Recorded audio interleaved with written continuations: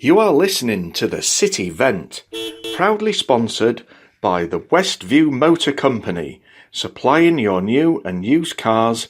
Find us at westviewmotorcompany.co.uk. Hello everyone, welcome back to the City Vent. This is episode 19. You may recognise my voice. My name is Adam. I'm back. Maybe back for good, Chris. What do you think? Well, it sounds like a bit of a Take That song, to be honest with you, mate. But Yeah, you're back. You're back. Are we singing? Go on then. You start off and then I'll join in with you. I guess now it's time. Oh, that was good, that one. Impressed myself a little bit there. But yeah, I mean, obviously I've had a bit of hiatus, guys. Personal thing going on and what have you. So felt like it was time to come back, and I really miss these guys. So ready to get back into it. So you've got myself, Adam. You've got Chris. You've got our two friends as well. You've got Deck with us. He's waving, but he's not saying hello, so you don't know he's there. No, he's here. He's here. All right, Deck. And then we've got Andy as well. All right. Whose voice you'll be familiar with, who stepped in very well for me when I was away. So we've got lots to discuss in today's episode. The first thing is the Stockport game on the agenda. So it's just to discuss what happened and what our thoughts were on it. So I'll go to you, Chris, on this one to start. Oh, mate, I'll tell you what. First of all, I'm just going to say it's good to have you back. And it feels like this is now the full, we've got the team now. We've got everything in place. It's exciting. And obviously all we want to do is bring quality content to City fans. Stockport. Yeah, I think we got schooled. I think we got bullied big time. I don't think we had anybody who particularly played very well. It was always going to be one of those challenges that we had to win. And it just didn't get going. I think even if we'd have played for about another 90 minutes or so, I don't think we would have scored. I think if we'd have played until now, we wouldn't have scored. What about you? What did you think? How did you feel about that? Just a frustrating game, wasn't it? They played well for me, especially that first sort of 30 minutes, 35 minutes. They were absolutely all over us. And the funny thing was, during the game, I sat with Deck, and it's the first time I think I've ever heard him swear. And I think that's just, we all had the same frustrations because we just never looked like we were going to score. We could have played for 90 more minutes, like I think Andy alluded to, and it wouldn't have come. So going on to you, Deck, what were your thoughts, mate? Yeah, I wasn't impressed at all, as you've quite pointed out there. Yeah. They just lacked everything. It just didn't look like anything like the team that they have been recently. Do you feel like we're missing something? I mean, I say missing something or missing someone. For me, I mean, I'll put this to you guys, but Jamie Walker, for me, we needed him, that sort of player, to get the game by the scruff of the neck, to make something happen. And I don't think we have anybody like that apart from him, do we, in the squad? Or do we? I think we're missing Scott Banks, to be honest, massively, because Dion has come back and he's not showing he's the player that he was last season, is he really? Let's be honest. He's not done much. And going down that right side, Halliday had a stinker on Saturday. And Dion Pereira, I think he touched the ball like 3 or 4 times in the whole half. For me, we're missing Scott Banks is adventurous. The way he drives forward. But is that Dion's fault not having touches on the ball? Because he said he's touched it 4 times, but is that people not getting the ball to him? Is he not getting the service? But because I think, again, me and Deck were speaking about this, the way we set up the two forwards, your right forward, left forward, Dion and Tyree, very isolated. The shape just, for me, were totally wrong. They couldn't get on the ball because they were just totally out of it. Was that more the problem, or is it Dion? Is he just not come back the same player? Is he struggling? I think he's struggling. I think he'll come good, but I think it's just taking him time. It's a totally different squad than what he left in it last season. We've got a brand new squad. He doesn't know half of these lads, and he's trying to work his way into it. And I think everybody expected him to just hit the ground running where he was last season. And I just don't think that's going to be the case. I think he does need a bit of time to get into it. But no, I think you're right in terms of we need to be making sure the passes are getting to him. But on the flip side, he needs to be showing as well, and he just wasn't. And he doesn't seem to have that sort of like chemistry with Halliday. It's a fair point. Yeah, I just feel like we need to be patient. I mean, what about you, Chris? Sorry, mate. Yeah, jumping in there. Yeah, I think that's a really good point. And the thing is that you look at the squad that we had last year with Dion, and he was obviously probably the star of that team. It's a completely different squad. It's a different way of playing. I think he's struggling. are we being a little bit unfair because it's 3, maybe 4 games into his run so far? I don't know. I don't want to keep using that as an excuse, but we've just not seen the same player. The player who took on defenders, put great balls into the box, or tried to put great balls into the box, actually. And I just don't think we've seen that at all. And maybe Halliday is a bit of an issue with that. I don't know, but yeah, it's a completely different squad. He's got to learn how to play with these players as well, just as everybody else in this squad is having the same problem themselves. See, for me, I think Dion's getting a lot of flack, and I don't think it's totally warranted. I don't think he's been overly awful. He's not been, for me, when I've watched him, I don't think he's been really wasteful on the ball. I just don't think he's getting enough of it, personally. The lad's got talent. We all know that. And I think he's going to hit some form. He's probably going to have a blinding game next time he plays and probably shut us all up, which is what we want. Maybe I've got some apprehension about having a go at players, given my history of Andy Cook. I don't know, but I just like Dion, and I feel like he's going to come good. But I will agree that he's not done a lot.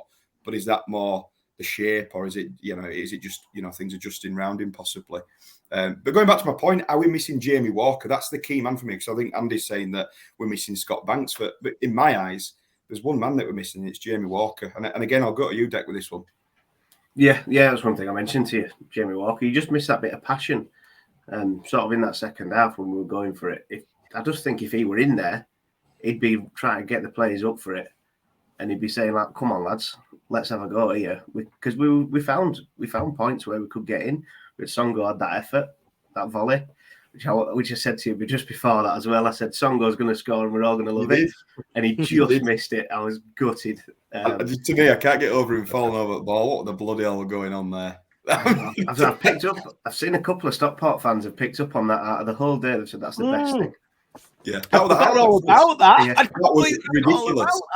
So, for anybody that didn't see it, do you know what? I'm going to explain it the best I can, because I'm not quite sure what happened, to be honest. But he seemed to sort of stand on the ball, and it sort of slipped under him, and it took his legs away, and the ball sort of rolled over towards a corner flag, and he just stood there and put his hands up in the air for some reason, and then the ball stayed in play, didn't it? And he ran over and got the ball and booted it forward, and it was like, what had just happened? It felt like a really long time, though, didn't it? It felt like it was about 30 seconds. Do you know what? I just remember seeing it and just going, is this real life? Because the way that it happened was I just don't even understand how that even happened. Surely that was just, it was mental. But I mean, if anyone's got any clips of that on YouTube or Twitter, obviously, please tag us in that, because I'd like to see it again, to be honest. Yeah, please do. It's one of my own goals and gaffes in it and videos that they show, But years gone by, I used to get them videos with somebody presenting it, and there were all these weird and wonderful things that happen on a football pitch, including Nick Hancock. Nick Hancock. Yeah, that's it, Nick Hancock. You've got it. But going on a point you mentioned there, so obviously I mentioned Walker, and I feel like we are missing him closing balls down and getting forward, and he just doesn't give up on anything. But Songo's another name you mentioned. For me this season, he's not put a foot wrong. Well, apart from that, but that didn't lead to anything. But he hasn't put a foot wrong. So does he deserve a spot back in, Chris? Come with you. It's a difficult one. I think there's a lot more quality in this team. I mean, for me, last season he was the player of the season. For me, there was no doubt. Even though he was, he was playing in a position that he's, it's not his most preferred position, where he's probably more of a defensive central midfielder. But he's Mr. Reliable, isn't he? Absolutely Mr. Reliable. That if you bring him on with about 10, 15 minutes to go, you're probably going to win. I know it's a couple of times he's come on and it hasn't happened, but that's what Songo does. And I think that he's just a typical workhorse who does a lot for the team. He does... he will put his life on the line, literally, to stop the ball from going towards a striker. And I think that's something that hopefully, fingers crossed, we can keep him. I mean, imagine that obviously with him being a sub now, whether he'll want to stay past January, that's the concern. But I just think he's the perfect player to bring off the bench.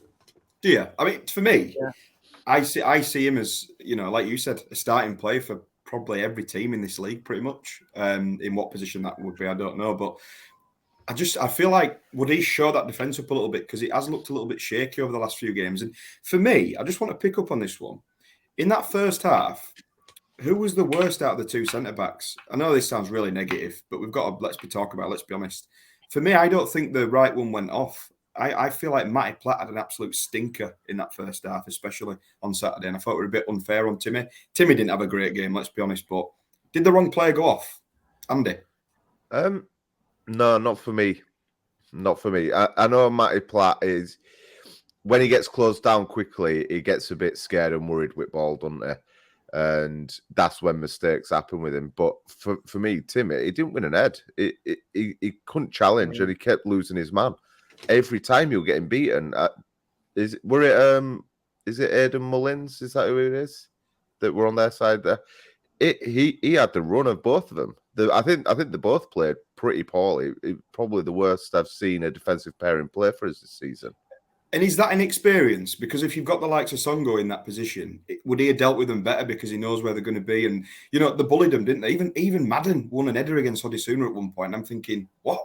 You know, he's a midget. Like, what were going on? Is it just because they were bullying him, they were pushing back into him, they were using all, you know, with Songo, I think he's not so much suited to this Mark Hughes style of football, but we need him because he's going to be called upon for these really grotty games where it's backs to the wall, where you need a man to be able to throw themselves in front of anything and take one for the team. And he's that sort of player to get down and dirty, but I don't think he's got the quality enough for the sort of like passing style of the game or the speed either that Odisuna brings. Yeah, it's interesting. I mean, you boys as well, if you've got anything to say on that one, Deck, Chris, anything to add? What are your thoughts? Yeah, I think on Songo, my worry is that... yeah, going over. In fact, hold on, stop, I'll remember this. Hold on, 12-14. Right, you just come in there, mate. So... Right, let me just turn the light on.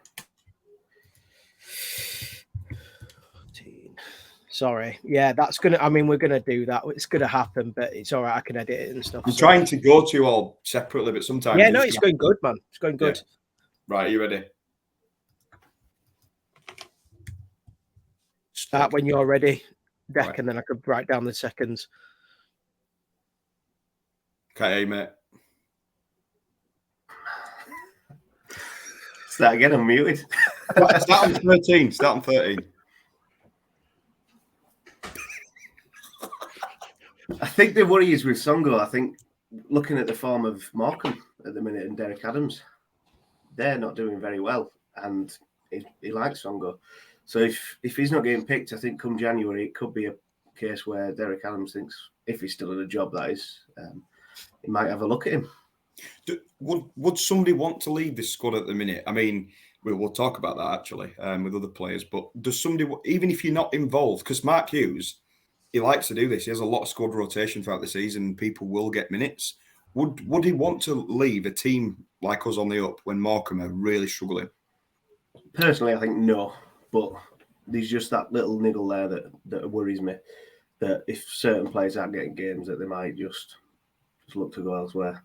Players want to play, don't they? I guess, you know, that's what they're in the game for. You're not in the game for a long time, you want to play games. So, Chris, what do you think? Yeah, I mean, I'd hope that he wouldn't go back to Morecambe. Absolutely not. They, I mean, to be honest with you, the fans are completely against Derek. Not that I ever mention him whatsoever. But I think that we are going to have to accept that there will be players that want to leave in January. However, the way that I see that is that we will then bring in players in January that want to play for the club. I mean, obviously, as a professional footballer, you're going to get frustrated if you're not playing every week, and you're going to want that. And if you've got that ability, and you know, to play in League One, League Two, probably more League Two, then you're going to go for that, and you know, you're going to extend your career or play somewhere else, should I say? So I don't think that that's something that's going to be surprising. I think that is something that we're just going to have to deal with. But then again, why is this season any different to the other seasons? Players come and they go. Yeah, and we see it all the time, don't we, Bradford City? I mean, the amount of players that have come in this season has been ridiculous, hasn't it? The numbers. And to say that where we are in the table, what we've got to try and remember, a little bit off topic here on what you just said, Chris, but they're still almost gelling as a team. They're not used to playing together, and to say where we are in the league, I think is brilliant. I don't feel like we've seen a polished performance yet from this group of players. I know we beat Stevenage 3-0, we're flying again, by the way, top of the league. But there's more to come, and I feel like that's the thing we need to sort of hold on to. But I still feel like there's positions where he's finding his best players in them, to be honest. For me, Gilead, I just want to point Gilead out here. He has been absolutely phenomenal all season in pretty much every game. Yeah. And I don't think he gets enough plaudits on Twitter or anywhere. I mean, people say it now and again, but he has been consistent in every game. Him and Harry Lewis, for me, have been standout players all season. Andy, I'll go to you on this one. What are your thoughts on that, mate? Mate, you're preaching to the converted with Gilead. He's come back a different player this season, hasn't he? He's come back from playing primarily out wide and he's coming to middle, and it's like it's the position that he should have always played. You wouldn't think that he's new to it, would you? It's bizarre. It's like the Joe Linton situation almost. I know he's a striker or whatever, but at Newcastle, and then he's been phenomenal. Hasn't he? Everyone wanted rid of Joe Linton, and now he's like, you know, this character that they're all totally in love with. And I feel like Gilly's done that because he got so much stick. But again, we've talked on this loads of times in the podcast, but I think because he was built up as being our main signing at the time, the winger that we remembered, and it didn't quite work out. But yeah, is it because he's matured in his play and he's a little bit more calmer on the ball and things like that he's better in that position? I'm not sure if I'm not sure if it's that. I think it's maybe more the fact that he's just in a position that he probably didn't expect that he was going to be in, and actually he's excelling in that position. Mark Hughes has obviously seen something in him that goes, okay, I think you can play in central midfield. And as I mentioned before, he's a proper workhorse. He will defend if he has to, but he'll also be up there if we need to attack. He's a proper engine. And yeah, Andy, what do you think, mate? There's not much more to say on him, is there? I think the chemistry he's built up with Richie Smallwood is outstanding, especially in such a short space of time. I know we're alluding to the fact a lot that this team's still gelling, but them two, they just seem to understand each other properly. And straight off the bat, yeah, last Saturday probably wasn't the best performance in midfield for me from either of them. But 9 times out of 10 this season, they have run it, and they both know the roles. And I think Smallwood has to be bigged up for it massively, because I think he's holding Gilly's hand through this sort of like transition period that he's going through into this new position as well. It's a good point on Smallwood, and people keep slating him, saying he's not doing much, but he is. You watch him off the ball, you know, and how he acts and what he does. He's fantastic. He did lose the plot a little bit on Saturday though, and he should have got sent off. I don't know if anybody saw that, but he said something to the ref and he got a yellow card, and that should have been his second yellow. But to me, I kind of like a bit of that because it shows passion that he wants to be here and he wants to do well. We don't want him to get sent off, of course, but it shows that he's a leader, and he was frustrated. That ref were poor, and the players were really frustrated with how it was going on Saturday. But the ref's not to blame, and I want to go back to this before we move on to the next sort of thing on the agenda. But for me, Mark Hughes got it wrong, and he didn't change it early enough in that first half. Personally, I feel like we should have changed it earlier. However, what's refreshing to me is a manager that will change things. He made subs at halftime. He changed the shape. It wasn't Derek Adams where we waited to 70, 80 minutes to make our first substitution and do something. Is that experience of a manager that's played, been at the highest level playing and managing, or is it just a manager that panicked? I mean, what are your thoughts on that, Chris? I'll come to you on this one. I don't know if it's necessarily that he panicked. I think he just saw that things were going wrong and probably weren't going to change for the rest of the game. So he had to go in there and go, okay, how are we going to break down Stockport? Because we haven't done that at all. And it was a one save. I seem to think it was like a half-hearted shot in the first half. I don't think it was that he panicked. I think that's just him going, I'm really sorry, Timmy. This game isn't for you today, pal. And that was where he just went, okay, I need to change the shape. I mean, I'd like that in a manager, though, that will admit that probably their pre-match tactics were wrong. And we'll change it as soon as possible. And that's why I don't mind that, especially from Hughes. It's a case of just knowing that he's not afraid to take someone out of the firing line, and that's good for me. And it just shows that he's not too arrogant like previous managers to make a decision when it needs to be made. Yeah, I agree. I just don't think we should take too much credit away from Stockport, though. Let's be fair. Yeah. We were unbeaten in 8 games. They came, they conquered. Do you know, they played really well. They took the points away. They had a great following. I'm not, getting up their arse here or anything, but, fair play to them, because it takes a lot to come to a stadium like ours. They were up for it. That was their cup final, no matter what anybody says. That was their cup final, won it on Saturday. They needed the points. They were struggling. They came and they did it. They did what they needed to do. It's just how we bounced back. And somebody made the point. I don't know if it was you again, Decky. I'll come to you on this one. But did our team need a loss? I know it sounds ridiculous, but did we need to get beat to move on now and go forward? Yeah, I think we did. And I think on Stockport as well, that was the first away win of the season, typically. That's the voodoo gone that we're talking about. Yeah. But I think we did. I think as much as I'd love an unbeaten home run, I think that can come with some big risks. And I think now that'll push us on. Mark Hughes, we've got the best manager in the league. He's shown his experience and knowledge with the substitutions. And I think from now we'll just push on. A lot of people don't agree on the mini space we did. Thought that it might have been a bad result, but I don't think it is. I think it's one of them, take it on chin. One of the things that everyone hates, on to the next one.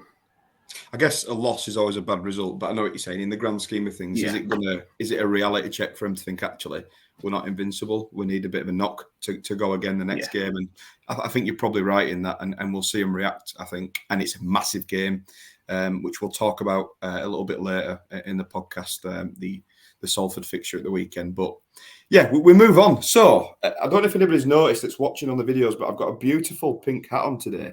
And why have you got that on? Because I just like it, Chris. What do you mean? Well, I'll just just a little look. Convict. So I had a bit of a Britney Spears moment other night. Just frustrated with my hair, so I whacked it off, as you do. But I must say that I actually love this hat. And I got it from the city shop. So if anybody wants one, it is actually pink, because I'm a man with pink hats. And if anybody's got any pink hats that I ain't got, so I've got a bucket hat and I've got one of these. So if you can find any different ones, and I don't want a Blackpool cowboy hat, a pink one, but anything else you can think of, I can get a Bradford City badge on. Hit me up, because I want more. Anyway, that's not the point of this. The point is this that's on my hat, this beautiful, beautiful badge. So we don't want to talk about this over and over again, because we did speak about it at length on the space the other day, but I just want all these guys' opinion on it, and I want you guys, if you want to tweet us back and share anything that you want to. I'll start by saying that I don't think we need to change it. I'm going to show you on the video if anybody's watching. That to me means quite a lot. It's been the badge ever since I've been following Bradford City. It's what I know to be Bradford City. It's what I identify as Bradford City. I do think that it probably needs, sharpening up, changing, softening or whatever, just to bring it a little bit more up to date. But personally for me, I don't feel like it needs changing.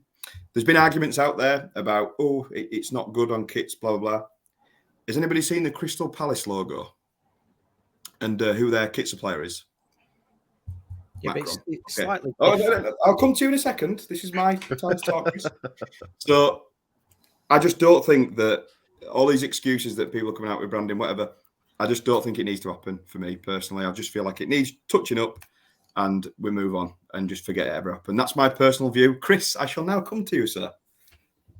So I hate when people use the word tradition when we're talking about this current badge, because again, it is not tradition. We've had it. Yes, we've had it for nearly 30 years or 30 years and a bit. Has it been how long it's serving badge, Chris? But you know what? We've had, is it maybe to 9 to 10? So that kind of doesn't really matter, because of the fact is that we have had previous badges. My problem is that I think from a club stand is that we need to change the branding. So when you're watching, for instance, let's say Bradford City on Sky TV or even the fixtures, our badge looks tiny compared to everybody else's. I know, for instance, in the Premiership, when we changed our badge, well, we didn't change the badge, we didn't change that. But what we did was we turned it into a shield, which was bigger because that was the only way that we could get away with it on TV. Do I think we need to change the badge? yes. Am I for the current badge? Not sure. I don't think so. I think that we do need something going forwards. I know that I'm on my own with this one, but that's my opinion, and that's the way I feel about it. And obviously, when I don't know if people have seen, obviously the new badge on a shirt, what that looks like. It actually looks a lot better than ours does. So, I look impartial here, boys. Very impartial. So that's Chris's opinion. Wrong, but that's Chris's opinion. I'm only joking. No, you're welcome to your opinion. I personally don't agree, but there we go. I'm not going to go into it. That's Chris's thoughts on it. We're going to go to Andy next. For me, it's not tradition. Like I'm not going to go down. Oh, it's tradition. This tradition. That. It's not. For me, it holds an affinity with me. It's like Adam. It's all I've ever known. It got released on the year of my birth, so it's 31 years old. Might I add. You're lying yet. You're not 31. I am. No, I am. I've just got a missus and 3 kids. Bloody hell! So I put a paper round on it. Bloody hell! Where did you do paper round? In Islands. Anyway, I'm joking. With musketeers with that D'Artagnan task. Yeah. Go on, fire away, boys. Fire away. Shoot me down. Right, go on, D'Artagnan. No. I mean, sorry, Andy. Carry on. Yeah. So, right. Yeah, for me, I want to keep it, and it is everything I associate with Bradford City. I've got it on my leg.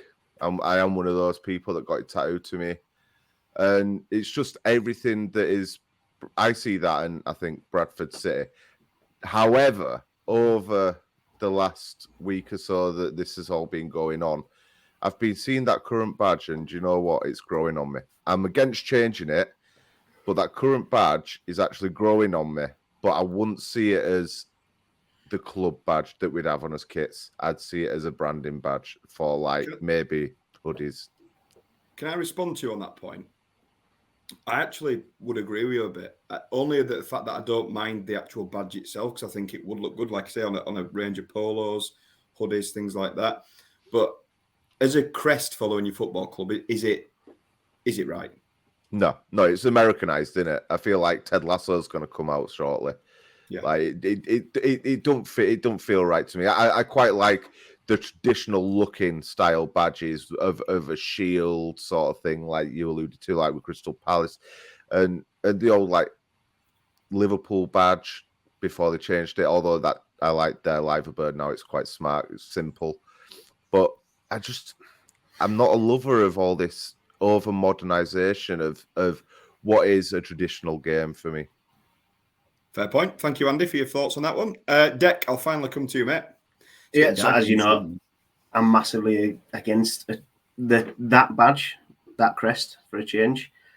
I just think it looks too much like a template from a football game, which we've discussed before. I got a few belters for it. It doesn't matter.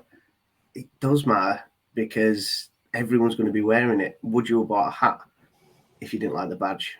No, I'd wear it like this. Yeah. And I look stupid. Do I look now?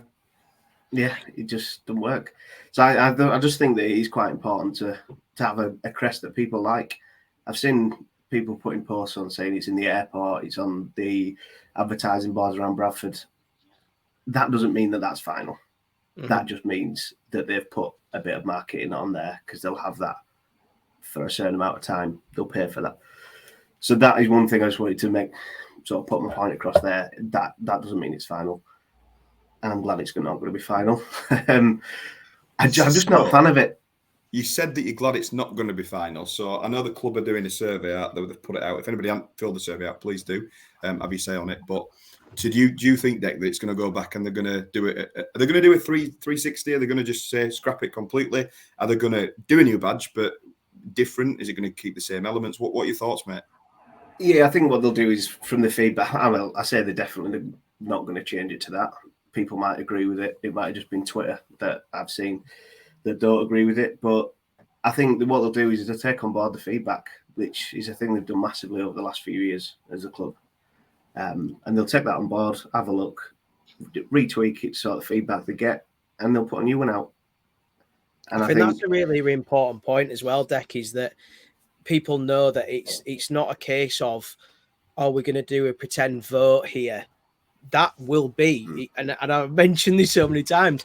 I don't think I've ever mentioned democracy more times in my blooming life, but that is what will be, and it will be down to the City fans, and that's why it's great for everybody to have a different opinion. I know my opinion's obviously slightly different to the pair of you. But isn't that what it's all about, though, isn't it? I mean, I tell you what, if we were all coming here and saying, "Oh yeah, we want this, we want that," but that's my personal opinion. Is that, I mean, like for instance, the shirt I've got on now, I personally think that when I get it on, that badge is better than the one that you're currently wearing. And the fact is, as well. I mean, you even said yourself, Adam, that you would have the ball back. So if you were going to have the ball back, you'd have to get rid of your badge that you say is the best thing that you know. Unless it's a bar eating a chicken. What?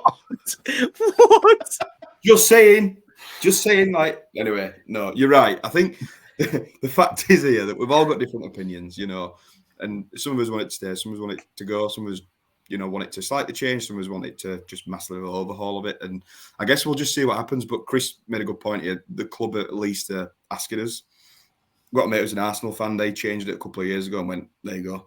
You know, and they were singing what the FNL is at, I think, for the first like half an hour of a game when it got announced and things like that. So at least we've got a say. I know some people are saying, well, we don't really. It's just they're just putting it out there to say they have given us a say, but it's going to change. Let's be honest. It's going to change unless the survey comes back that 70% of people are saying we love it. I can't see that. Yeah, fair enough, but I don't think that. I think that if that does come back and says that we're going to keep the same badge as we've got now, if people, all I would say is people need to vote. People need to. I heard a couple of people mentioning about, oh, there was only 5,000 people who voted on, you know, the previous stuff about what, you know, about the vision for going forward for Bradford City, but it was open to season ticket holders. It was open to previous season ticket holders. It's not the club's fault that only 5,000 fans put their votes in. And it's the same as like a general election. You know, when people complain about, let's say, you know, a certain party gets involved or they take over, that's you can't complain about that because you haven't voted. Yeah, I agree. And I feel like that's what you need to do, guys, vote. And what I will say as well is the whole world isn't on Twitter. I know Twitter's been pretty bad, but not everybody's on Twitter. So there might be people out there that are absolutely loving it. So we'll have to just wait and see what comes back and go from there, I guess. And I just feel like we need to move on from the badge for now because we spoke about it enough. It's had a lot of airtime. So let's move on. And we're going to move on to our friend Deck. So we've got an element of the show that's new this week, and it's Deck. Who's going to tell us a bit of a story. Does anybody remember the little bear from Bo Selector? Yes. Well, if you haven't, well, that's Deck, although he's not going to have anything that's going to grow from beneath him. So I've probably put you completely off your stride here now, mate, but Deck's going to read us a tale. Or a tale? Deck's going to read us a story. Whatever you want to call it. City, so fire away, Deck. Yeah, it's a little one. It kind of relates to the badge in a way. Oh, sorry. Right. Go on, mate. Carry on. Go on with your little one. So my little one, it's in relation to the badge ever so slightly and where the bantam came from. So it's from a John Dewhurst article that I've picked this up from. So if I'm wrong, it's not me, it's him. Just put that out there. Sorry, John. So it was after promotion to Division 1 in 1908. It was considered appropriate for the club to follow the fashion among other leading sides to adopt a nickname. The suggestion to the club needed a good luck charm and replaced the silver horseshoe. And that was the idea of the club director, Tony Fattorini's daughter. Yep. Which makes his image choice of the bantam identity was almost accidental. So we're accidentally the bantams. That's strange, isn't it? And why a bantam? Have you got anything else, or is that the story you've got? It was down to it being the fighting spirit of a bantam. Right. Wow. Interesting. And also Coventry City picked up on that after us. I saw that. So weren't they called the Bantams at one point, Coventry City? Yeah. Isn't that strange? Yeah. We are the Bantams. We're the Bantams. They're not. I don't even know what they are. Coventry City now, to be honest. But no, thank you for that, Dick. And what I will say is that Fattorini, who you mentioned in that story, I think you should follow on with another story about Fattorini next week, because there's a massive story about the FA Cup, Bradford, all that kind of stuff. I'm sure you guys know. It's not going to be in the quiz, don't worry. But yeah, if you can follow up with that next week, that'd be interesting. You don't know? No, I don't. No, it's completely news to me. Okay, for anybody who doesn't know, then Deck's going to read another story out next week related to the surname Fattorini. I look forward to it. Yeah, exactly. So there we go. So make sure you tune in, guys, to listen to the next episode of Deck's Tales. So moving on with the rest of the agenda today, we've got the away game coming up at Salford. So I went there last season, and it was horrendous. We lost 1-0, I believe. And it was just rubbish. The away day were brilliant. You know, you get on train, you have a few beers, and you really enjoy yourself, and then the football lets it down. But Salford are doing pretty well out of this season. I did tip it to happen. It's about time, isn't it? Yeah, unfortunately so. They look like a very good side. They've kind of just mediocrely kind of just coming along. They're kind of the team that, even though everyone always talks about Salford, that people haven't really noticed much. They got in Neil Wood, who was a Man United youth coach in the summer. Obviously got rid of, I'm trying to remember the previous manager. Was it Graham Alexander, or was it? No, it was Boyer. Boyer. Of course it was. Yes, absolutely it was. Boring Boyer. It was, yeah. So he came in. He's brought in quite a few young players. Obviously, Elliot Watt's there. He's played 11 games from so far. From what I understand, he's been quite pivotal towards their run, which I think.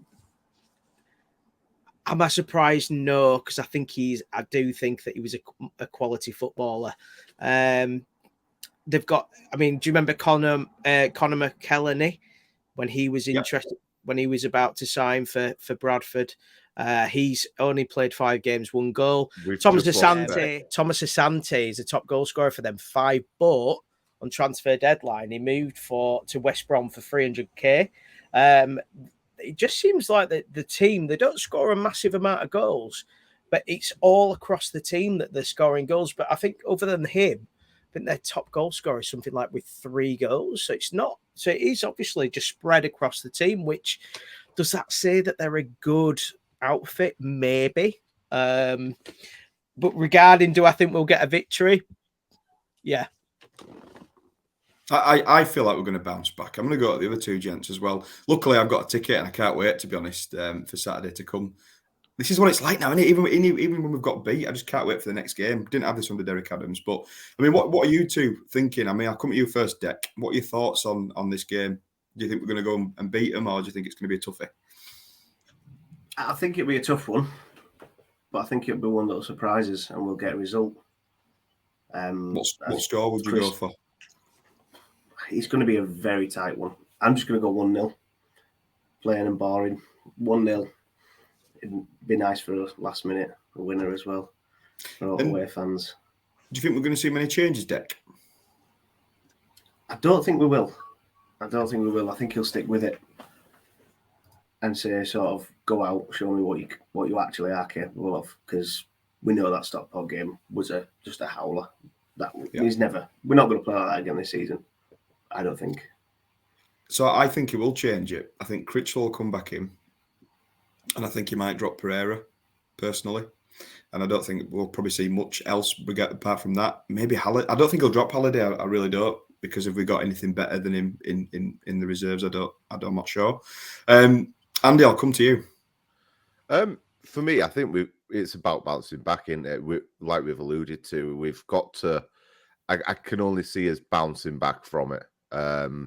Pereira being dropped. I mean, I'm going to go into it a little bit later on in the show as well. But injuries wise, Banks may be available come Saturday. So do we drop Dion at that point? Who knows? But for me, do you know what? I'm not going to say, because I got pelters before that for saying an easy game or all like that. It's not going to be an easy game, but I've got something in my gut saying that 4-5-0 spanking that we've been waiting for, it might just come against this lot. Wow, that's a big one, is that, mate? Wow. Against one of the form teams in the division. In fact, are they the form team in the division? Do you think we're going to go and give them a good hiding? I think we might. I think it's not going to be against the team. Look at how we do against teams that are down near bottom at league. We inevitably lose, don't we? It's the hoodoo, the voodoo, and it's what it is. But I think we're going to get that performance at some point during the season. That 4-5-0 absolute spanking, and with the way we played last week, is that the catalyst that's just going to put that all together and it's going to happen? It's possible for me. It's a good point. It is a good point, mate. And I think we need it. We need to come back and, if the worst happens and we don't get a result and we get beat by Salford, it's not good, is it? Could it start a bit of a, poor in a form? We don't want to speak like that because we're not negative around here, but you know what I mean? It is quite key to get a result. It's very early in the season, but they're same points as us, I believe, or maybe just ahead of us. I think they're fourth, we're sixth or something like that. I think so, yeah. Fourth. They're currently fourth. So it's probably more key than we probably realise, let's be honest. We need a win. Well, they went last week to Northampton away and won 1-0, and I certainly would say that's no mean feat. That's an incredible result. For me, I've been really impressed with Northampton all season. Hoskins has scored almost as many as Cookie has. Almost. Do you know what's interesting, Chris, about Northampton? I don't think Hilton scored yet, and he was meant to be this big marquee signing. No, do you know what's really weird? He's been on the bench a lot. He's been injured, and I like I've said before, I said about it was between him and Smallwood who were going to be the signings of the season. I genuinely believe that. He's done nothing. He's done absolutely nothing for them, which really surprises me, by the way. Really. He's 33, I think he is. He's Hilton. So maybe this is kind of him,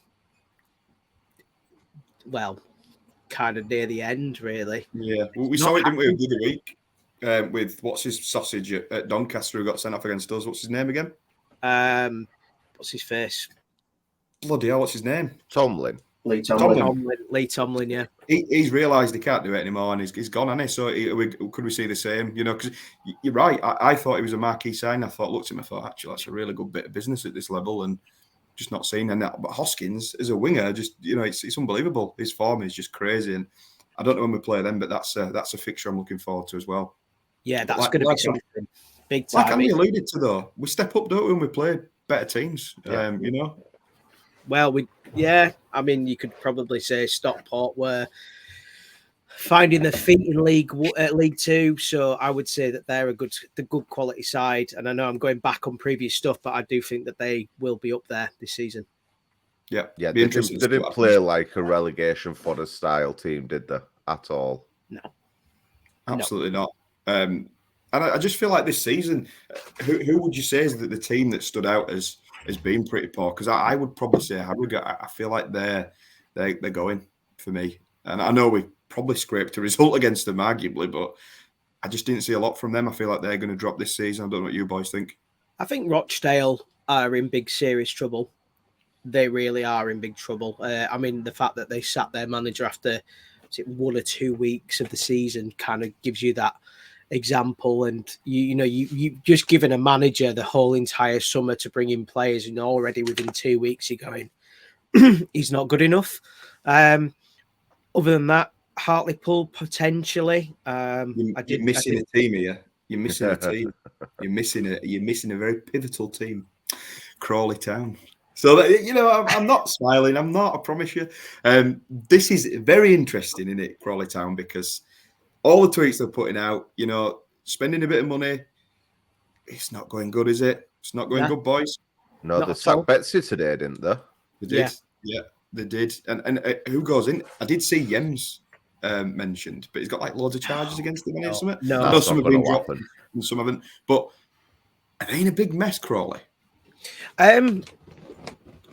I'm not sure if they're in a big mess. I think that these guys have genuinely come in, thought they could change the world, and realised that League Two football is not what they thought it was going to be. Where, when you look at like Ryan Reynolds, who's coming at Wrexham, and they've probably realised it's going to be a bit more difficult than they expected as well. But I think with Crawley, I think if they can manage to get a manager such as like a quality of like Graham Alexander, who's free, to come in, I think that I don't see them going down. But the experiment with Betsy has obviously not worked. They brought him in. He was an Arsenal youth coach. It's not worked. So let's see. But yeah, I think they've probably had a bit of a rude awakening, to be honest with you, and realised that actually just bringing in one top striker who was top goal scorer last season does not mean that you are going to be going to the top of the league. They probably thought it was like a quarterback or something like that. I don't know. So is this you changing your mind then, Chris? Because if I do not recall, when the Wagme boys were interested in City and you saw them take another Crawley, I'm sure that this is quote unquote that you said that you thought they were going to, tear this league apart. Not necessarily tear it apart, but you thought they were going to be up there and do really well. So is that a backtrack? Are you taking that back now? I think you're probably taking my words a little bit there. I don't think I'm. You're not being two-faced, Chris. A little bit two-faced. I just wish I had a bald egg in my hand so I could do the same back at you. Don't worry about it. No, I think there's definitely lessons to be learned. I think that they have so far not performed to what I thought would happen. I'll admit that completely. Whether they get it right next season, probably won't. I mean, let's put it that way. I thought if they were interested in Bradford, which obviously, according to Rupp, that wasn't the case. I thought that maybe they would do a difference. I think that shows why we need to look at who's the fit and proper person. Am I saying that I'm writing Wagme off? No. Am I a little bit concerned with how Crawley are doing? Absolutely. I'd be very worried if I was a fan. And can you imagine what would have been? Would have been called the Bradfield Roosters by now, wouldn't we? Would have had a massive chicken. It'd have been mate. Yeah, but it wouldn't have. It'd have been worse. It'd have been worse. Be careful what you wish for. I think there were a lot of fans on our, tag that they're into crypto. To me, it's just nonsense. I mean, one thing I do like their financial model, and the money that they've made from doing absolutely nothing for the club is decent. However, I just don't believe that they've got people behind the scenes who know enough about football to take it to the next level. Yeah, I'm not quite sure. I just, it's just not for me. It just doesn't seem right. It all seems like a risk. It's a speculative risk what they're doing. It's almost like gambling in a way. That's how I see it from what I've read into it. Isn't that what football is, though? No, for any football owner, it is a speculative risk, isn't it? You go in as a football owner, and you're looking at. Let me finish. You're looking at Bradford City. You're looking to buy Bradford City. I'm going to put in X amount of money, real money, not crypto bros money, and then on the hope that I get promoted. That doesn't happen. I get relegated. I'm out of cash. It's speculative risk. So that's the point, though, isn't it? It is they're both speculative risks, but you're risking, a currency that's been around for years and years and years that doesn't fluctuate massively. Well, it obviously does because you look at Bitcoin. What's the value of Bitcoin now? Tell me, boy, because you know more than me. What's the value of Bitcoin? I ain't got a clue, but you just said that it doesn't. But it does flutter because no, but it doesn't. I said it doesn't fluctuate as much. That was a terrible idea, honestly. No, right, okay. Listen again. Then what I said was it doesn't fluctuate as much, so it fluctuates by pence. Crypto is by thousands. The value of it drops by thousands. So that's my point. I'm not going to lie to you. I don't really understand crypto. I don't get it. The only things I know about it is obviously where they've sold those NFTs, which are like, for anybody who's listening doesn't know what an NFT is, and I'm probably going to explain it wrong anyway, is it's kind of like some image that you own that's individual and it's the only one in the world. And then you can sell that on, or it can become, I don't know. I'm the wrong person to ask about this, to be honest. Falling asleep there. Let's just say that thank the Lord that they just didn't take charge of us. That's all I will say. Now, at the minute, it looks like I'm in some sort of tunnel in a really dark space. So I'm just going to go turn a light on. And then we'll come back, mate. 1 second. So the next bit on this week's agenda is Andy is going to go through a couple of bits at the club. So we're going to look at the injuries that we've got at the minute in the squad. we're also going to look at some of the loan players as well, so give you a bit of a lowdown as to what's going on, really, a bit of information. So, fire away, Andy, over to you. Yeah, well, we'll start with injuries. Jamie Walker, he had his knee injury, didn't he? He's had surgery on that. He's been out since Doncaster game, I think it will want it. He's coming along nicely now. He's, we think, roughly around 4 or 5 weeks away. So, hopefully, sooner rather than later, because he has been a massive miss, hasn't he? I'm going to try and fire through these pretty quick as well, because I've got a bit to get through. Abu Issa, long-term injury. A lot of people have said, why don't we offload him? I think he's got something to offer this club.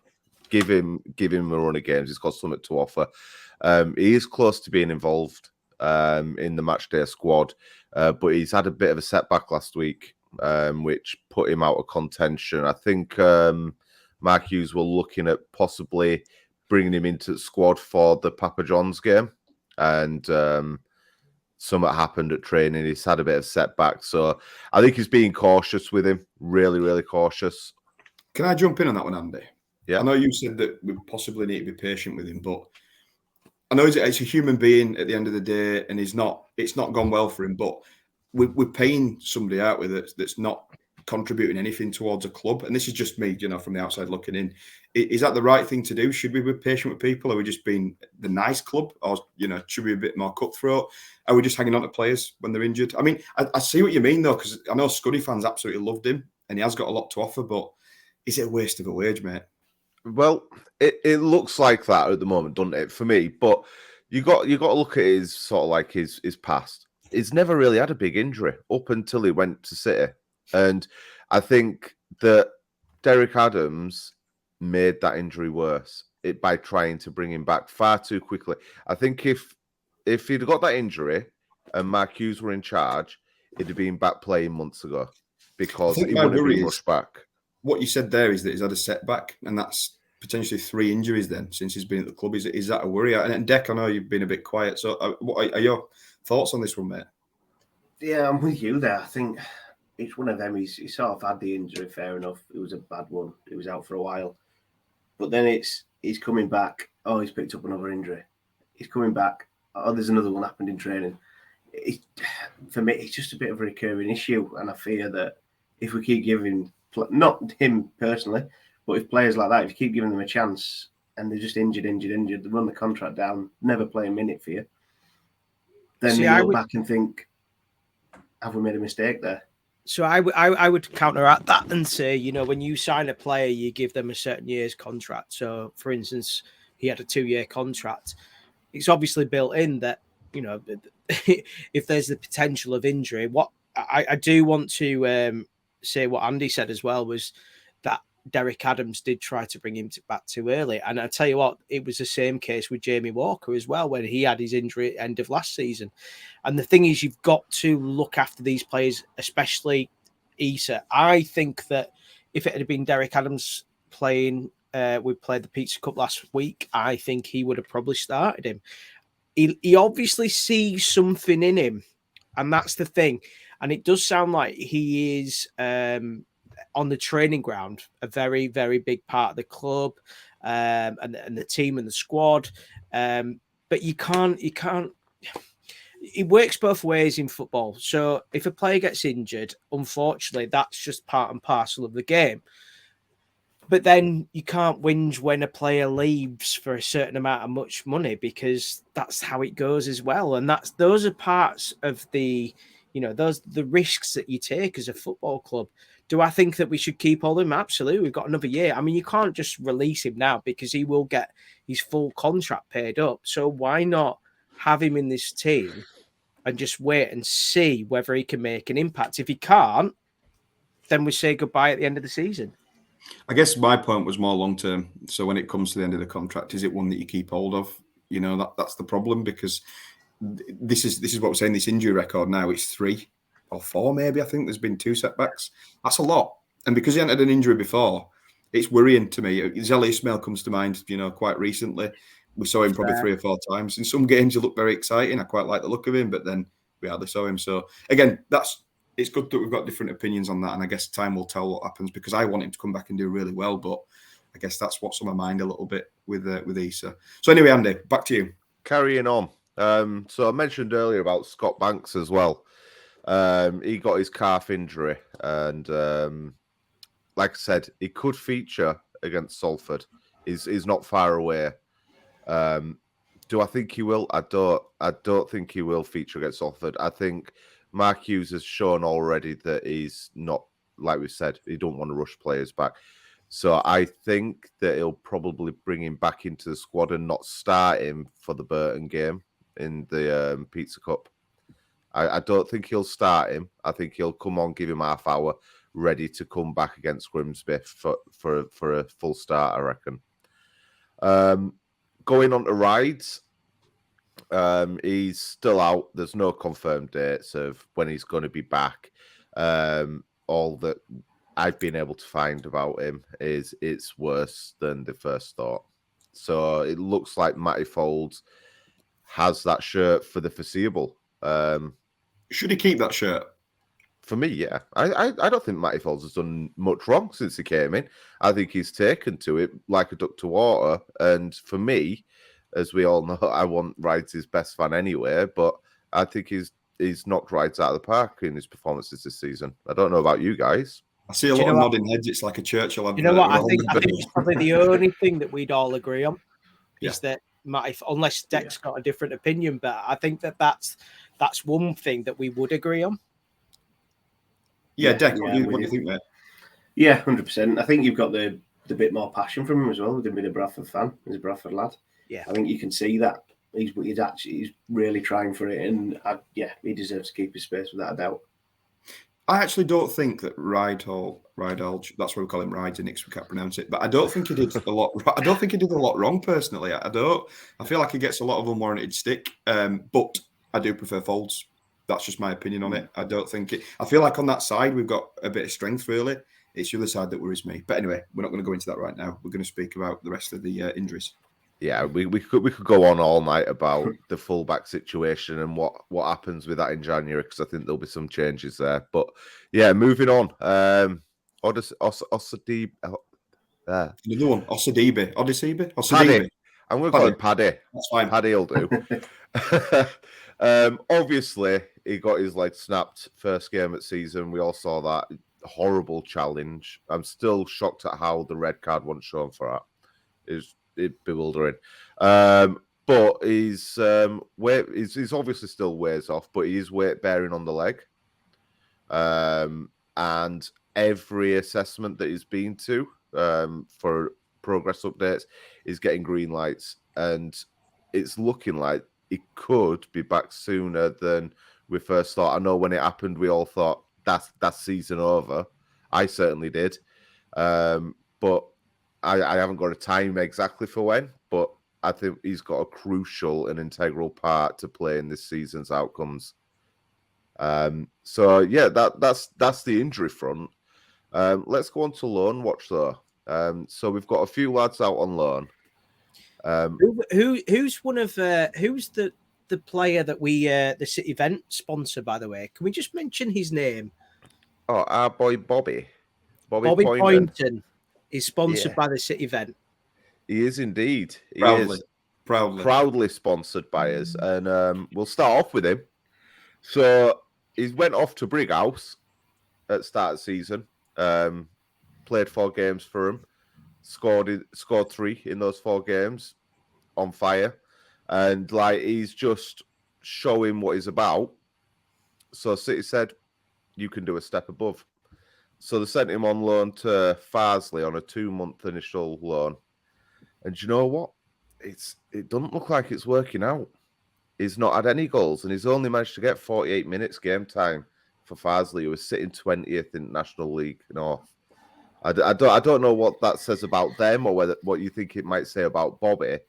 But do you think he might be struggling? Probably not a good fit, and I reckon they'll pull him back maybe. If he's not getting the game time, why is he there? Do you know what I mean? He needs to be playing. Should he have stayed where he was, where he was hitting form? Possibly, but I feel like he's a level above that. But in a struggling team. Because Keane's playing there, isn't he, as well? He is, and I'm going to go on to him in a sec. But before I do, with Bobby, if he's struggling maybe at National League North level and he's a bit too good for Brighouse level, where do we send him? Where do we send him to get that men's football, which is integral to his development? I think he's where he should be in the right league, personally. I'll see what you boys think in a minute. I just feel like he's just not getting the game time. So how can he show what he's about if he's had, like I said, the minutes that you've mentioned? I just don't feel like that's enough time to showcase your ability, personally, for me. Yeah, Russ Wilcox is the manager at Farsley Celtic. He was a manager who took Scunthorpe up from, I want to say it was League 2 to League 1. However, that's disappointing, to be honest with you. I would have hoped that Bobby would have got more time. So fingers crossed for the games coming forward, and hopefully he will get more minutes and games as well. Yeah, hopefully he does. Like he's got a month left on that 2-month contract, loan contract there. So we'll have to see what happens. But I can't see City leaving him there. But going to Adam's point of should he stay in that league? I mean, Farsley at 20th. There's not much place else where he could go to be guaranteed that game time in that league. So maybe it might be a step down. But we move on because I do digress. And Keane Scales, he's also at Farsley. He, however, is playing a bigger part down there. He's played 13 times for him this season. He's scored twice as well. He's doing all right. But again, I don't think that Farsley's standing in the league is doing either of them any favours. I don't know what your thoughts are on that, Deck. Yeah, I think it's just 20th in the league, and we've got 2 players out on loan. I think obviously City needs to have a look at that and maybe pull them out of that before it gets any worse, because they could go on a bad run. It could knock the confidence massively. Fair point. I tend to agree with that. We at the end of the day, you send a player out on loan to want to get game time, don't you? End of the day. So we'll move on to Fiacre Kelleher. He's at Solihull Moors still. And do you know what? They're not doing too bad. The 6th International League. He's played 10 and he's even scored a goal. Wow. I know. And do you know what? I don't think he was given enough of an opportunity at City. I think there's a decent player in there that could have fit into this squad. Nah. Wasn't good enough. No, I agree. I'm going to have to disagree with you, gents. I don't think you were given enough of an opportunity. I think you are. Did you see him at Carlisle? I've slept since then. So, Carlisle. No, just watch the Carlisle highlights, or lowlights, you might want to call it, from last season away. And Mary Patrick, it were just horrendous. Do you know what? I wish him the best of luck, but I think he's not League 2 standard for me. That's a fair I wish him the best. I think he'll be pretty good at that level, and he's done it before, and he's played at that level before. And I think he's played for Solihull before, actually. But yeah, Deck, I'll come to you as well because me and Chris are quite clear. Was it Wrexham? I think it was Wrexham he played for. Yeah, I think it was. Yeah, I've not been too convinced by him. Not saying to play him in there. He's coming to a team last year that, let's be honest, there was no morale there whatsoever. So could he do better in a team now? Possibly, but I don't think he'd have a chance of getting in front of any of our centre-backs. Won't mind his brother, though. Is he his brother? He's a Liverpool keeper. Yeah. He's a backup for Harry Lewis. All right, isn't he? Yeah, won't mind a bit of his brother, Decker. Yeah, won't mind a bit. Backup for Harry Lewis. Yeah, well, yeah, exactly. Yeah, let's calm down. And we've got a backup goalkeeper anyway in mind for Harry Lewis. We have. That American fella that plays for Leicester under 21s. He was brilliant, wasn't he? Oh, he were on fire. He was amazing. Do you know what? I tell you what, I want to mention him quickly because I tell you what, I put out a tweet and I said, I just basically put his profile and someone said his distribution was terrible. And I thought, is that all you're seeing in his game? The save that he made in the 89th minute, the bicycle kick. Yeah. bizarre, absolutely bizarre. He was massive. Anyway, He was just a giant. Giant. You know what? Man, He's what? classed as 6'4". There's no way that guy is 6'4". Not a chance. He's bigger than the Undertaker. Let's put it that way. But he's not a patch on Harry Lewis, is he? So anyway, back to you, Andy. Yeah. So we've got two more players that I want to talk about. FCD Finkles and Dawson. He's still at Spennymoor, and he's played in every game since he's joined, and he's only actually been on losing side once, which ain't bad. Ain't bad, but they are sat 16th in the National League North, so it's a lot of draws.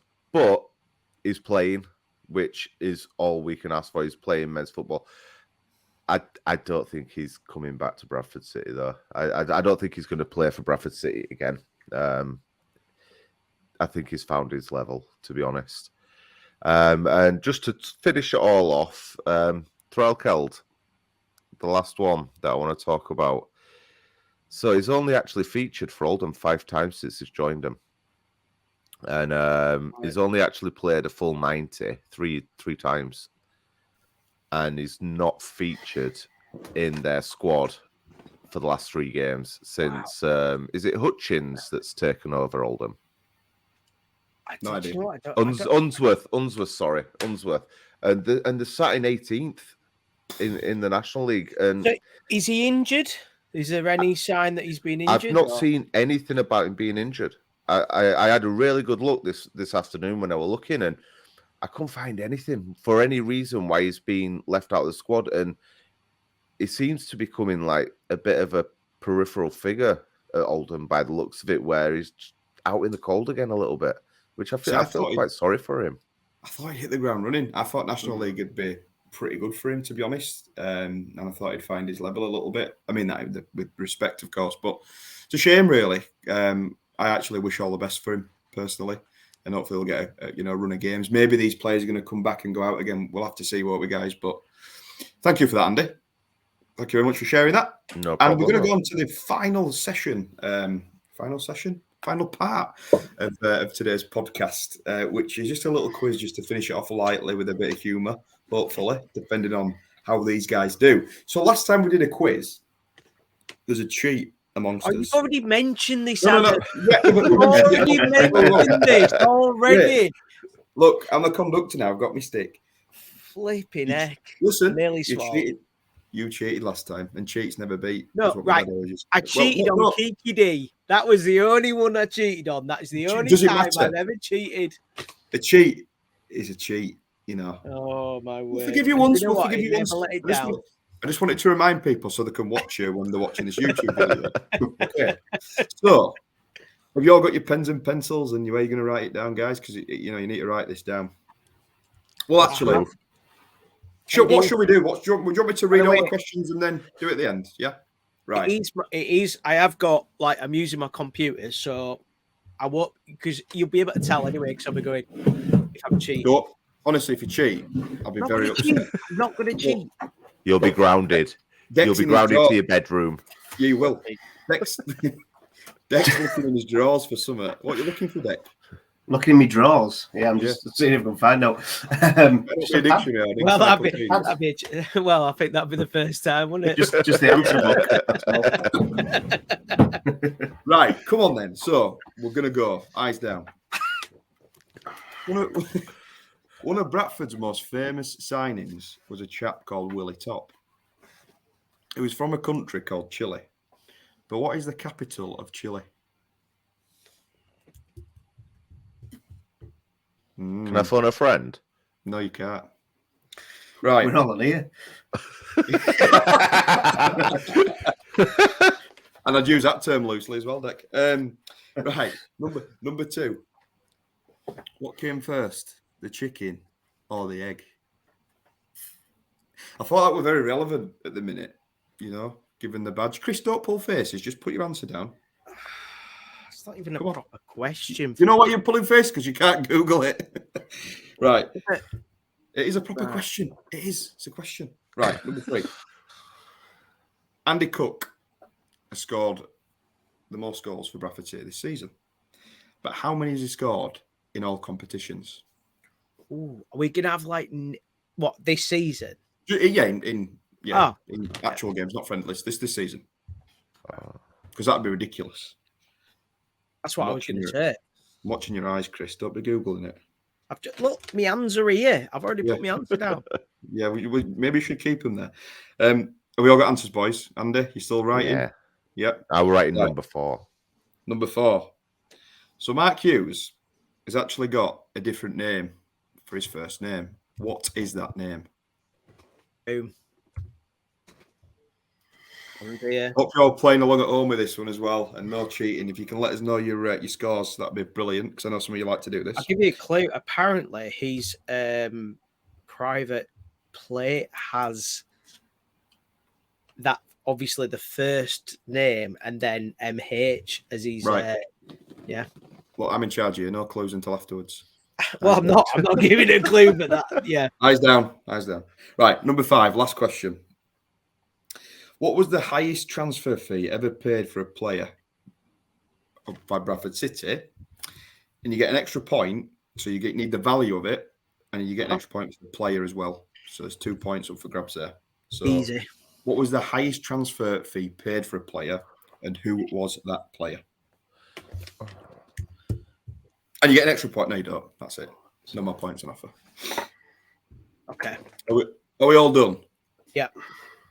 Right. At this stage, usually I get you all to mark each other's papers, but it's impossible, isn't it? So we're just going to go from the top.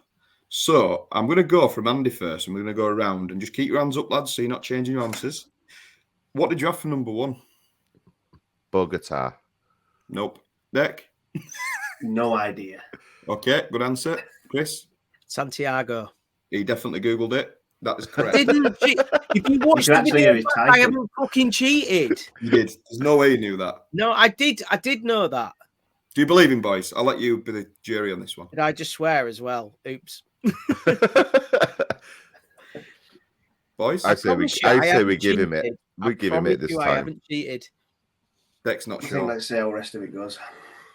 Right, so number 2. I'll come to you this time, Deck. What came first, the chicken or the egg? Well, I've gone for the chicken. Have you? Are you sure? I have. Okay. But then where did the chicken come from? Well, it's a good point. I'm going to ask you all for your answer on this one. So, Chris. I had no idea. I've gone chicken. Right. I went egg. Andy gets the point on this one, just because I think it's the egg. Is that all right? Is that because you two, look like eggs? Is that why? Exactly. Go on. Eggs. The egg boys. Right. Anyway, I'm putting that back on. My airline's going backwards quicker than Bradford City. Anyway, number 3 was Andy Cook, goals in all competitions. So, Chris, come to you this time, mate. I think it's 13. I thought 14. I've got 11, but I think that's harsh. I've got 12. So we've got everyone. You're doing well. I swear, I think So it's 12. Now you know I'm not cheating. Thank you very much. Right, I think it's 12. I went on that transfer market. If I'm wrong here, guys, let me know. But I'm pretty sure it's 12. Yeah, but they're all different. Okay. But I went on that transfer market, and that's usually pretty good. And that's down as 12 in all comps, guys. So, yeah, none of you got a point for that one. Never mind. So the next one, Chris seems very confident on this one, so I'm not going to go to him. I'm going to go to Andy instead. Ellis. Wrong. Deck. I've got nothing. I can't remember the question either. These two are terrible. They're not joining in next time. Chris. Yeah, at least I'm going to win for a change. Leslie. It is Leslie, yeah. So apparently he's now you mention it, his number plate, yeah. He always drives past my house. There you go. I've got an auntie called Leslie as well. Shout out if you're listening, Auntie Leslie. Next one. Highest transfer fee paid for a player at Bradford City. And again, Chris seems like he knows this one, so I'm going to come to him. You want to come to me first? I'm going to come to you. Go to them two first. Oh, are you that confident? Are you that confident? Yeah, I absolutely 1,000,000%. Any of you boys confident? No. No idea. Okay, well, I'll come to you then, Andy. I put 1.1. Nope. Player? I don't know. I thought you said Fido then. No idea. They were an Huddersfield Town, mate. Right, never mind then. Declan? I've gone 2.3, but I can't name the player. You were very close. Far off. Chris? Not far off. It was David Hopkin for 2.5 million. We signed him from Leeds, and I reckon the year was 2000. I'm not It's idea either what the year was. 2000 or 2001. Yeah, bang on the money. So what are the scores? What are the scores on the doors then? I think I've just won. No, but I want to know the numbers, guys. What did you get out of 5? Oh, 6? okay. So 1, 2, 3. Oh, did you say bonus point for the player as well? Yeah. 4. All right. Do we have to do this bit? Yep. Did you get 0? Definitely have to do it. What Well, did you get? Technically, I got 1. If you're going, because I think the chicken was first. You either technically got 1 or you didn't. So you got 0? I got 0, yeah. Oh, I didn't come last. That's a win. What did you get, Andy? 1. So I'm not having that. So Andy's the winner this week, just because he didn't cheat. So well done, Andy. Come on. Thank you. There you go. Because you didn't know there's no way you knew Santiago. I feel like you cheated. Why not? Why wouldn't I know about Santiago? Well, what's the capital of Uruguay? Why would I? If I was cheating, why didn't I get that one? Why did I get the question wrong? What's the capital of Uruguay? Looking at map behind him, geography. No, not meant to. Montenegro, something like that. That's a country, mate, in Europe. No, it's something like Montero or something like that. Yeah. Candy's googling it now. No, I'm not. Deck's googling it. Look at him looking down. He's reading another bear's tale. Right. Well, that's it anyway. Chris won the quiz. Well done, mate. If you said you didn't cheat, we believe you. Of course we do. If anyone watches this video on YouTube, you will see my hands. Apart from typing down, we're not cheating.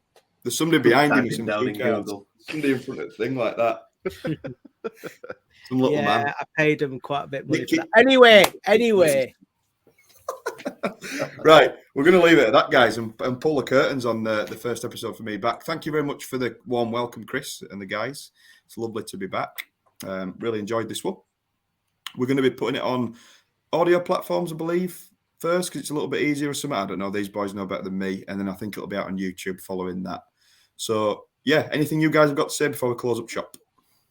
No, just glad to have you back, mate. It's been, obviously having you back. A lot of people have asked for it, but you know what? We're a stronger team now. There's 4 of us, and let's see what happens. And up the city, up the fucking chickens. I'm surprised. You know what though? I'm surprised you say that because I've done naught but abuse you all the way through this, and you're all glad to have me back still. So there we go. Apart from Deck, maybe I didn't give Deck as much abuse as he needs. Well, maybe that turns into a bit of a section next week then. Yeah, tune in next week for the Deck bashing. Right, guys, we've been the City event. Take care. Thank you for listening. Up the fucking chickens.